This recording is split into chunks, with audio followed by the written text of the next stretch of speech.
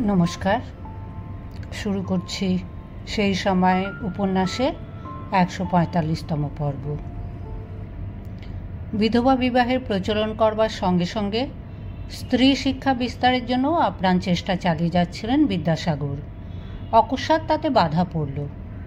সরকারি কর্মচারীরা তাঁর কাজকর্মের তারিফ করেন, বিলাতের সংবাদপত্রে তাঁর প্রশস্তি ছাপা হয়। সেই জন্য বিদ্যাসাগর ধরেই নিয়েছিলেন যে তার সব প্রগতিমূলক কাজে তিনি সরকারের সমর্থন পাবেন। গ্রামে গ্রামে স্কুল খোলার দায়িত্ব দিয়ে সরকার তাকে স্পেশাল ইন্সপেক্টর অফ স্কুলস পদে নিযুক্ত করেছেন। সেজন্য অতিরিক্ত পরিশ্রম করে বিদ্যাসাগর স্কুল খুলে চলেছেন। শুধু ছেলেদের জন্য নয়, বালিকাদের জন্য। বেথুনের নামে কলকাতার স্কুলটি চলছে নানান বাধা বিপত্তি এড়িয়ে। বিদ্যাসাগর সেই স্কুল কমিটির সম্পাদক। কিন্তু তিনি বুঝেছিলেন, গ্রামের অবলাদেরও মুখে ভাষা না জোগাতে পারলে দেশের নারী সমাজের অন্ধকার কিছুতেই দূর হবে না। স্কুল খোলা খুব কষ্টসাধ্য কিংবা ব্যয়সাধ্য নয়। যে গ্রামের লোকেরা স্কুলের জন্য জমি দিতে চায় এবং গ্রামবাসীরাই চাঁদা তুলে একটি স্কুল ঘর নির্মাণ করে দিতে প্রস্তুত, সেখানেই বিদ্যাসাগর নিজে গিয়ে একটি স্কুলের পত্তন করে আসেন। সেই স্কুলের শিক্ষকের মাস মাহিনা দেবে সরকার। এক একটি স্কুলের জন্য মাসে ১৫-২০ টাকা, বড়জোর ৪০-৪৫ টাকা খরচ। হুগলি, বর্ধমান, মেদিনীপুর, নদিয়ায় ঘুরে ঘুরে বিদ্যাসাগর একটার পর একটা বালিকা বিদ্যালয় খুলে যেতে লাগলেন। এরকমভাবে ৪৫টা স্কুল প্রতিষ্ঠিত হয়ে যাওয়ার পর সরকারের টনক নড়ল। সরকারের শিক্ষা বিভাগ থেকে বিদ্যাসাগরকে ডেকে বলা হলো, এত স্কুল খুলে যাচ্ছ, এর খরচ দেবে কে? বিদ্যাসাগর আকাশ থেকে পড়লেন। এই অশিক্ষিত মূর্খদের দেশে জ্ঞানের আলো বিতরণ করার জন্য ইংরেজরা কত বাণী দিয়েছে, এখন খরচের নামে তারা পিছিয়ে যাবে? আর কতই বা খরচ? এ পর্যন্ত প্রতিষ্ঠিত ৪৫টি স্কুলের জন্য মাসিক মোট ব্যয় ৮৪৫ টাকা। রাজকোষে এই সামান্য টাকার অকুলান। কিন্তু ইংরেজ সরকার এদেশে শিক্ষার প্রসার চায় কিছু কেরানি বা নিম্ন শ্রেণীর কর্মচারী সৃষ্টির জন্য। স্ত্রীলোকদের শিক্ষিত করে সরকারের কোনো লাভ নেই, কারণ স্ত্রীলোকেরা তো চাকরি করতে আসবে না। এমন অকাজে অর্থ ব্যয়ের ইচ্ছে সরকারের থাকবে কেন? বিদ্যাসাগর লম্বা লম্বা চিঠিতে অনেক যুক্তি প্রদর্শন করলেন, তবু সরকার অটল। এদিকে মাসের পর মাস চিঠি চালাচালির ফলে ওই ৩৫টি বিদ্যালয়ের শিক্ষকদের বেতন বন্ধ হয়ে আছে। বিদ্যাসাগর নিজে ওইসব শিক্ষকদের নিযুক্ত করেছেন। সরকার বেতন না দিলে তাকেই দিতে হবে। আর একটি ব্যাপারও বিদ্যাসাগর লক্ষ্য করলেন। দক্ষিণ বাংলার ইন্সপেক্টর অফ স্কুলস পদটি খালি হওয়ার পর সকলেই ধরে নিয়েছিলেন যে এবার ওই পদটি বিদ্যাসাগরকেই দেওয়া হবে। গ্রাম বাংলার বিদ্যালয়গুলি সম্পর্কে তার চেয়ে বেশি অভিজ্ঞতা আর কারুর নেই। কোনো সাহেবের তো থাকতেই পারে না। তবু ওই পদটি দেওয়া হলো একজন সাহেবকে। চাকুরির ক্ষেত্রে একটা সীমারেখা আছে, তার ঊর্ধ্বে কোনো নেটিভকে বসানো হবে না। বীরসিংহ গ্রাম থেকে আগত এক জেদি পুরুষটির আর একবার ঘাড় ব্যাঁকা হলো। বিদ্যাসাগর ৫০০ টাকা মাইনে সরকারি চাকরি থেকে পদত্যাগ করলেন। এখন অবস্থা এমন নয় যে চাকরি ছাড়লে বিদ্যাসাগরকে দারিদ্র্য বরণ করতে হবে। গ্রন্থ রচনা করে তার নিজস্ব আয় যথেষ্ট। কিন্তু তার মন ভেঙে গেল। শুধু এই ঘটনায় নয়, পর পর আরও কয়েকটিতে। কয়েক বছর আগে বিদ্যাসাগর তার বন্ধু প্যারীচরণ সরকারের বাড়িতে একদিন গিয়েছিলেন রসালাপ করতে। প্যারীচরণ বারাসাতে স্কুলে পড়াচ্ছিলেন। সেখান থেকে তখন হিন্দু স্কুলের হেডমাস্টার হয়ে এসেছেন। প্যারীচরণ ইংরেজিতে যথেষ্ট পণ্ডিত। বারাসাতে থাকার সময় একেবারে শিশুদের ইংরেজি শিক্ষার জন্য একটি বই লিখেছিলেন, তার নাম ফার্স্ট বুক। হিন্দু স্কুলে এসে সেই বইটির একটি নতুন সংস্করণ প্রকাশের জন্য ঘষা মাজা করছেন তখন। কথায় কথায় তিনি বিদ্যাসাগরকে বলেছিলেন, ঈশ্বর, তুমিও একটা শিশু শিক্ষার জন্য বাংলা বই লেখো না কেন? বিদ্যাসাগর প্রথমে কোনো উত্তর দেয়নি। প্যারীচরণ আবার বলেছিলেন, তুমি কি ভাবছ তোমার মতন এত বড় পণ্ডিত অ বা ক খ বই লিখলে তোমার মান যাবে? কিন্তু শিশুকালে যদি শিক্ষার ভিত্তি পোক্ত না হয়, তাহলে বড় হয়ে পণ্ডিতি বই পড়বেই বা কজনা? এসো, তুমি আর আমি মিলে শিশুদের বাংলা ও ইংরেজি বর্ণ পরিচয়ের ভার লই। কথাটা বিদ্যাসাগরের মনে লেগেছিল। এরপর একদিন পালকিতে যেতে যেতে তিনি অতি সরল কয়েকটি বাংলা বাক্য লিখলেন। পাখি উড়িতেছে, পাতা নড়িতেছে, গরু চড়িতেছে, জল পড়িতেছে, ফুল ফুলিতেছে। গোপাল বড় সুবোধ, গোপাল আপনার ছোট ভাই ভগিনীগুলিকে বড় ভালোবাসে। লিখতে লিখতে নিজেই অবাক হয়ে গেলেন বিদ্যাসাগর। বাংলা এমন সহজভাবেও লেখা যায়, যুক্তাক্ষর ব্যতিরেকেও বাক্য হয়। সংস্কৃতের অভিভাবকত্ব ছাড়াও বাংলা ভাষা নিজের পায়ে ভর দিয়ে চলতে পারে। কিছুদিন পরে তিনি প্রকাশ করলেন বর্ণপরিচয় প্রথম ভাগ। প্রকাশের সঙ্গে সঙ্গে অভূতপূর্ব সাড়া পড়ে গেল। ঠিক এই রকমই একটা গ্রন্থের যে অভাব ছিল সেটা বোঝা গেল যখন বিদ্যাসাগর এই রকম একটি বই লিখলেন। বিক্রয় হতে লাগলো হাজারে হাজারে। বিদ্যাসাগর নিজেই প্রকাশক, সুতরাং অর্থাগম হতে লাগলো প্রচুর। তারপর রচনা করলেন বর্ণপরিচয় দ্বিতীয় ভাগ। পরপর আরও কয়েকটি পাঠ্যপুস্তক লিখে ফেলার পরে তার নিয়মিত অর্থাগম হতে লাগলো। তিনি রীতিমতো ধনী ব্যক্তি। চাকরি ছাড়ার পরও তিনি ধনী, কিন্তু অর্থশূন্য এবং ঋণগ্রস্ত। আয়ের চেয়ে তার ব্যয় বেশি। বিধবা বিবাহের জন্য তাকে ঋণ করতে হয়েছে প্রচুর। বিধবাদের বিবাহের জন্য তিনি শুধু আইনের প্রবর্তন করিয়েই নিরস্ত হননি, সামাজিকভাবে এই বিবাহ চালু করার জন্য তিনি নিজে একের পর এক বিবাহের ব্যবস্থা করে যাচ্ছিলেন। ক্রমে দেখা গেল এটি যেন তাঁরই একার দায়, খরচ বহন করতে হয় তাঁকেই। এমনও রটে গেল যে কলকাতায় গিয়ে কোনো বিধবা কন্যাকে বিবাহ করলে বিদ্যাসাগরই নববধূর গয়না গাঁটি ও অন্যান্য সরঞ্জাম নিজে কিনে দেন। বিধবা বিবাহের নামে কেউ কেউ তাকে তঞ্চকতা করতেও ছাড়ল না। যেসব মান্যগণ্য ব্যক্তি এ কাজে তাকে সাহায্য করার আন্তরিক আশ্বাস দিয়েছিলেন তারাও একে একে পিছিয়ে গেছেন প্রায় সকলেই। অর্থ সাহায্যের প্রতিশ্রুতি দিয়েও ভুলে গেছেন। এমনকি তার সুহৃদরাও অনেকেই উদাসীন এখন এ ব্যাপারে। চাকরি ছাড়ার পর বিদ্যাসাগর ঠিক করলেন যে কয়েকটি বালিকা বিদ্যালয় ইতিমধ্যেই স্থাপিত হয়েছে সেগুলোকে কিছুতেই বন্ধ হতে দেওয়া হবে না। তার একার পক্ষে এতগুলি স্কুলের ব্যয় বহন করা দুঃসাধ্য। তিনি জনসাধারণের কাছ থেকে চাঁদা তুলে চালাবেন, কিন্তু তেমন সাড়া পাওয়া গেল না। তিনি সবিষয়ে টের পেলেন যারা মুখে সর্বদা বলেন যে স্ত্রী শিক্ষা আমাদের দেশের পক্ষে বিশেষ প্রয়োজনীয়, তারাও কার্যক্ষেত্রে কোনো সাহায্যের জন্য এগিয়ে আসেন না। এদেশের মানুষের মুখের কথার সঙ্গে কাজের মিল নেই। আঘাত শুধু এরকমই নয়, আঘাত আসে অতি কাছের মানুষের কাছ থেকেও। যাদের তিনি সাহায্য করেন তারাই আড়ালে গিয়ে তার নামে অপবাদ ছড়ায়। অতি ঘনিষ্ঠ বন্ধু মদনমোহন সামান্য টাকা পয়সার প্রশ্ন তুলে ঝগড়া করলেন কিছুদিন আগে, অথচ প্রথম যৌবনে এই মদনমোহনকেই তিনি ডেকে এনে সংস্কৃত কলেজে তার থেকে উঁচু পদে চাকরির ব্যবস্থা করেছিলেন। কিছুদিন অবসন্ন নিরুদ্যম হয়ে রইলেন বিদ্যাসাগর। মনের সঙ্গে সঙ্গে স্বাস্থ্যও ভগ্ন হল। চুপচাপ বিছানায় শুয়ে থাকেন এবং গ্রন্থ পাঠ করেন। কিন্তু এরকম অবস্থা বেশি দিন চলতে পারে না। এক সময় তিনি ভাবলেন, আমি কি মানুষের ওপর বিশ্বাস হারিয়ে ফেলছি? মানুষের কথা ভেবে মানুষের জন্য তিনি ঈশ্বরের প্রতিও মনোযোগ দেননি। এখন মানুষের ওপর থেকেও যদি বিশ্বাস চলে যায় তাহলে তিনি কি অবলম্বন করে বাঁচবেন? আবার জোর করে ঝেড়ে ফেলেন মানসিক বিষাদ। ঠিক করলেন যে একটা কিছু কঠিন কাজের মধ্যে আত্মনিয়োগ করলে জড়তা কেটে যাবে। কিছুদিনের জন্য লেখার কাজ নিয়ে থাকবেন তিনি। এ পর্যন্ত টুকিটাকি ছোটোখাটো বই লিখেছেন কতগুলি, কিন্তু বড় কিছু লেখার সময় পাননি। তিনি মহাভারতের অনুবাদ শুরু করলেন।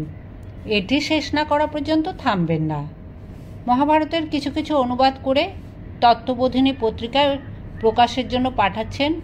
এই সময় একদিন এক যুবক এলো তার সঙ্গে দেখা করতে। যুবকটি তার পূর্ব পরিচিত, কিন্তু তাকে দেখে তিনি চিনতে পারলেন না। মুখখানি কালি বর্ণ, চক্ষু দুটি কোটরগ্রস্ত। এর ধুতি ও কুর্তা যথেষ্ট মূল্যবান হলেও পা দুটি খালি।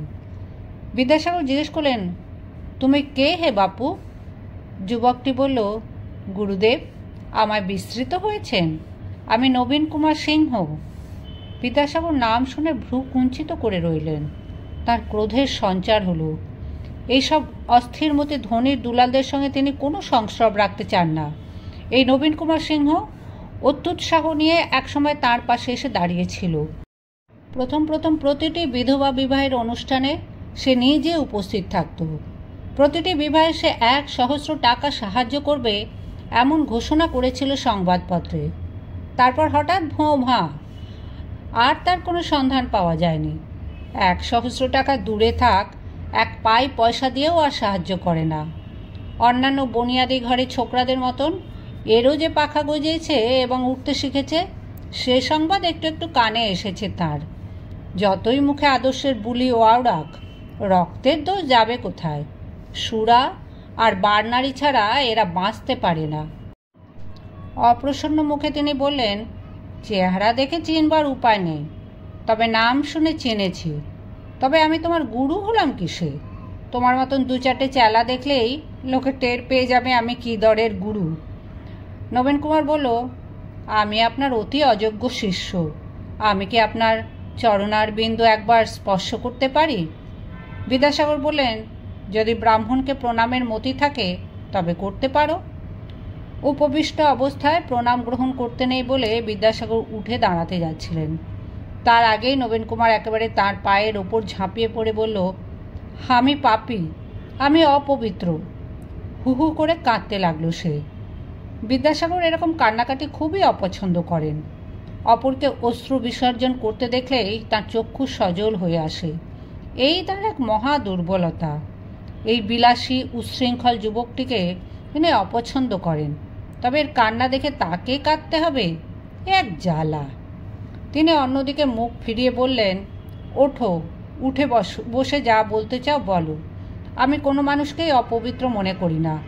তবে তোমার মতন ধনী ব্যক্তিদের আবার কখনো পাপ হয় নাকি? পাপ তো শুধু গরিব ভাতাদের জন্য। নবীন কুমার তবু কান্না সামলাতে পারছে না। তার মতন তেজস্বী অহংকারী যুবক এরকম দুর্বলতা আগে কখনো দেখায়নি। কিন্তু তার মানসিক ভারসাম্যই যেন টলে গেছে। কমলা সুন্দরীর বাড়িতে রাত্রি যাপন করার পর তার যখন চৈতন্য হয়, তখনই সে কেঁদে উঠেছিল।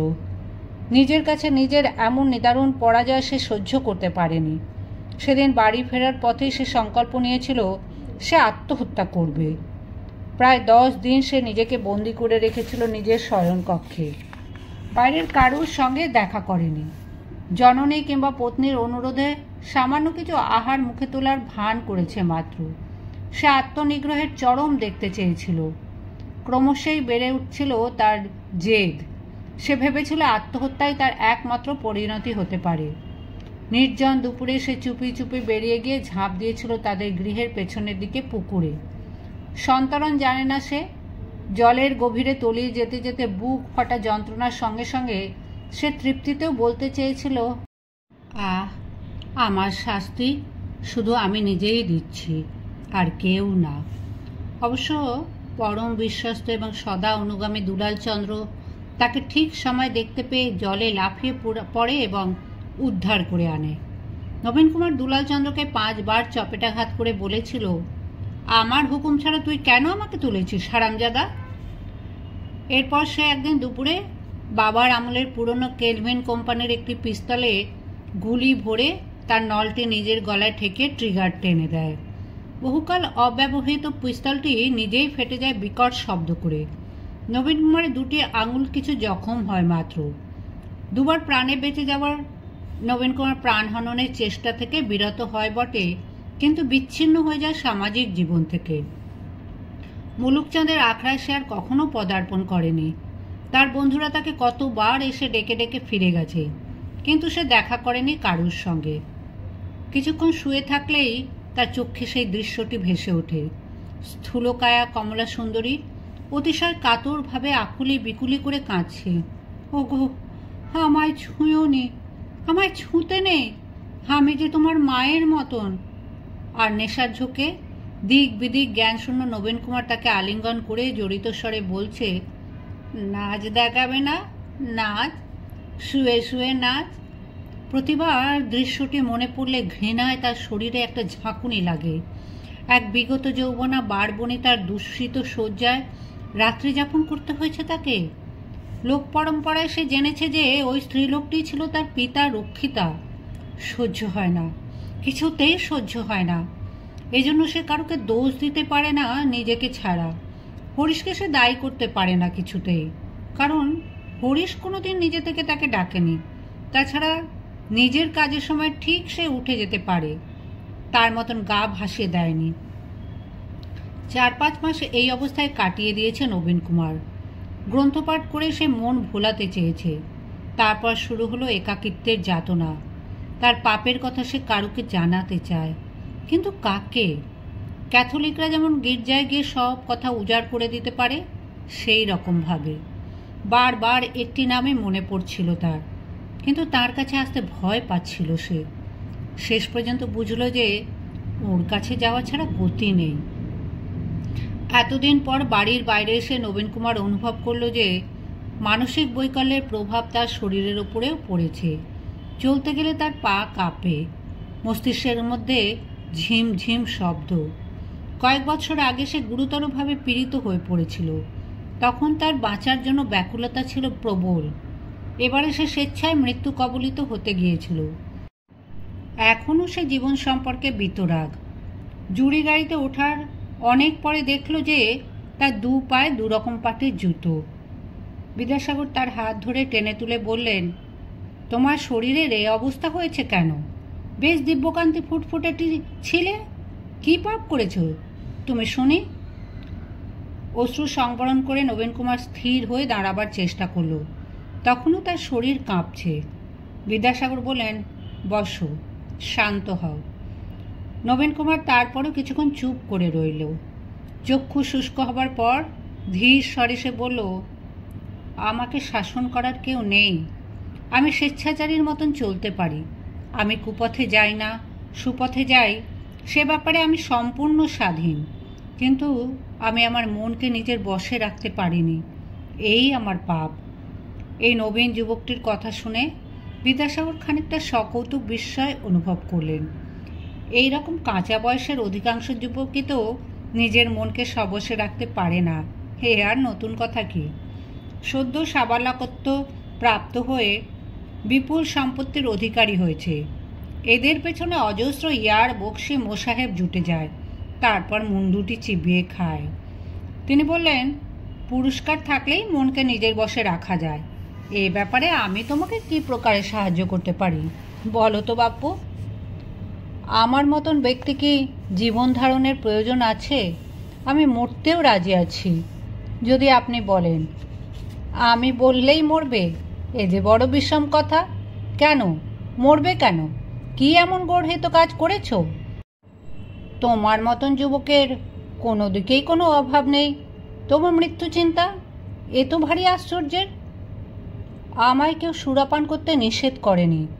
আমি ওই নেশা ধরলে সবাই ভাবত স্বাভাবিক। তবু আমি বাল্যকাল থেকে সুরাপানকে ঘৃণার চোখে দেখেছি। অথচ কখন এক সময় আমি সুরাপাই হয়ে গেলুম। কুপল্লীতে নষ্ট মেয়ে মানুষদের অঙ্গ আমি কখনো কামনা করিনি। অথচ এক রাত্রি অবসানে দেখলুম আমি সেখানে শুয়ে আছি। কেন আমার এরূপ বিপরীত মতি? যে কাজে আমার অনুশোচনা হয় সে কাজ আমি নিজেই করি কেন? আপনি আমায় আত্মস্থ করে দিন। তুমি কি আমায় গুরু ঠাকুর ঠাউরেছ নাকি? আমি কোনো মন্ত্রতন্ত্র দিয়ে তোমায় সারাতে পারবো না। যদি সুপথে থাকতে চাও, নিজেকে শোধরাতে চাও, নিজের মনকে শক্ত করো। মন যার নিজের বশে থাকে না, সে কোন উপায়ে মন শক্ত করবে? শোনো, যারা নিজের বিচার বুদ্ধি দিয়ে ন্যায় অন্যায় বুঝতে শেখে তারা কখনো পরের কথায় নাচে না। তোমার এখনো বুদ্ধি পাকেনি বোঝা যাচ্ছে। বয়সোচিত দুর্বলতায় যদি কিছু কুকর্ম করে থাকো, এখনো ফেরো, সময় বয়ে যায়নি। তোমার অর্থ আছে, দেশের কথা ভাবো, লোকহিতের জন্য কিছু করো। মদ টেনে বয়াটিগিরি করা অতি সহজ। গন্ডায় গন্ডায় বড় মানুষের ছেলেরা তো তাই করছে। তুমি যদি প্রকৃত মানুষ হতে চাও তবে নিজের বিচার বুদ্ধিকে জাগ্রত করো। আপনি বলছেন আমার জীবন ধারণের সার্থকতা আছে?